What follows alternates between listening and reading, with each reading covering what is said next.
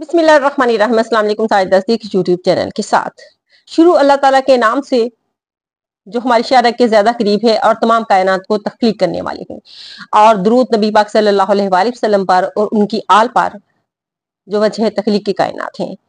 कुछ important news है जो आपके साथ शेयर करनी है अरशद शरीफ केस के हवाले से। कल अरशद शरीफ का केस 11 माह बाद जो है लगाया गया, लेकिन इससे पहले जो है ये केस 5 रुकनी बेंच सुन रहा था, लेकिन अब कल ये लगाया गया 3 रुकनी बेंच में, जिसकी सरबराही जो करनी थी जस्टिस मंसूर अली शाह ने। लेकिन जब जस्टिस मंसूर अली शाह को ये केस भेजा गया और उन्होंने देखा कि ये अब 3 रुकनी बेंच, इससे पहले ये 5 रुकनी बेंच सुन रहा था, तो ये ऐसे नहीं होते। जो अगर 5 रुकनी सुन रहा था तो इसका 5 रुकनी बेंच ही सुनेगा। जैसे उन्होंने वापस जो है कमेटी के पास ये केस भेजा और रिव्यू के लिए कि इसको 5 रुकनी बेंच जो है वो मुकर्रर किया जाए और वो इस केस को सुने। जैसे फाइज ईसा काजी साहब के पास ये वापस जब रिवर्स हुआ केस, तो उन्होंने ये लोगों के अंदर ये तासर देने की कोशिश की कि जस्टिस मंसूर अली शाह जो हल्के के अंदर है, तो तमाम लोगों के पास, पाकिस्तानी इमाम के पास, कि जस्टिस मंसूर अली शाह साहब जो है ये केस सुनना ही नहीं चाहते अरशद शरीफ का, और जस्टिस मुनीब अख्तर जो है। अब कमेटी के जो इजलास हुआ, उस इजलास में जस्टिस मंसूर अली शाह और जस्टिस मुनीब अख्तर ने कहा कि इसको जो है पहले 5 रुकनी बेंच सुन रहा था, इसको 3 रुकनी बेंच अब नहीं सुन सकता, लिहाजा जो है 5 रुकनी बेंच बनाया जाए। और इससे में पहले जो 2 जजेस शामिल थे वो इस वक्त रिटायर्ड हो चुके हैं, तो उनके बाद जो है जस्टिस मंदोखेल जो है वो सीनियर है, लिहाजा उनके वो हेड करें इस केस को और 5 रुकनी बेंच बनाया जाए। ये तमाम बातें हो गई। इसके बाद जस्टिस मंसूर अली शाह को और जस्टिस मुनीब अख्तर को जो है बगैर अपने एतमाद में लिए जो है जस्टिस फाइज ईसा काजी साहब ने इनके मिनट्स जो है वो जारी कर दिए। जब मिनट्स जो है वो जारी किए तो जस्टिस मंसूर अली शाह साहब के पास जो है जब ये मिनट्स पहुंचे, तो उन्होंने ये मिनट्स जो है जब देखे, जिसमें सिर्फ एक लंबा उसमें मिनट्स जारी किए गए, लेकिन 2 लाइनों पर जो है मुश्तमिल जैसे मंसूर अली शाह का मौकफ और जस्टिस मुनीब अख्तर का मौकफ जो है वो उसमें बयान किया। बाकी तरह के ये केस सुनना नहीं चाहते और इस तरह का जो इसको रिवर्स कर दिया जस्टिस मंसूर अली शाह ने, और ये मिनट्स और उन्होंने कहा कि ये दोबारा जारी किए जाए। हकीकत में जस्टिस फाइज ईसा काजी साहब तासर ये देना चाह रहे थे कि जस्टिस मंसूर अली शाह और मुनीब अख्तर जो है वो इनको इस केस को, अरशद शरीफ के केस को सुनना नहीं चाहते। इस तरह से हल्के लोगों के दरमियान जो है जस्टिस मंसूर अली शाह का इमेज और जस्टिस मुनीब अख्तर का जो इमेज है वो खराब हो जाएगा। अब ये देखें कि इस वक्त जस्टिस फाइज ईसा काजी साहब रिटायर्ड होने के करीब हैं और कुछ दिन रह गए हैं, 1 माह उनके रिटायर होने के करीब है। तो इस किस्म की हरकत उनको जेब नहीं देती। वो बहुत बड़ी कोशिश कर रहे हैं अपनी एक्सटेंशन के लिए, लेकिन ऐसी जगह पर कहते हैं रहना की क्या जरूरत है जहां पे आपकी इज्जत और कदर ना हो।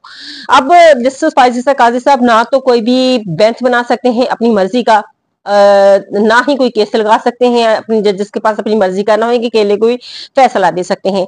और जब कोई बंदा रिटायर्ड होने के करीब होता है तो उसको ज्यादा से ज्यादा अपने उस महकमे से, अपने लोगों से इज्जत जो है करवानी होती है। लेकिन जैसे फाइज ईसा काजी साहब अपनी एक्सटेंशन के चक्कर में जो है और अपनी मुखालफत के चक्कर में जो है ये सारा कुछ गवा बैठे हैं, अपनी इज्जत भी, अपना रख रखाव भी, अपना ओहदे का जो एक सिनेरियो है वो सारा कुछ जो है अपने सिर्फ और सिर्फ एक्सटेंशन के चक्कर में जो है उन्होंने ये सारा खो दिया।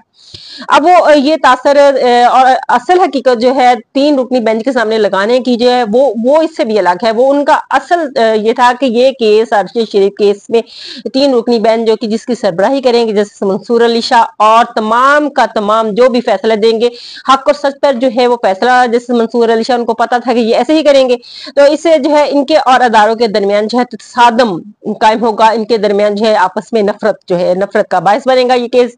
तो इस वजह से उन्होंने जस्टिस मंसूर अली शाह के पास 3 रुकनी बेंच के पास ये लगाया।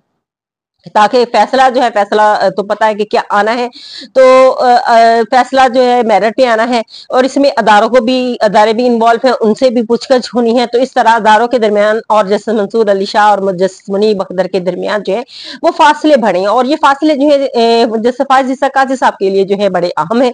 इसी वजह से उन्होंने ये केस जो है वो जस्टिस मंसूर अली शाह के पास लगाया। असल वजह ये थी, और इसको शायद जस्टिस मंसूर अली शाह भी भांप चुके थे कि असल मकासद उनके क्या है।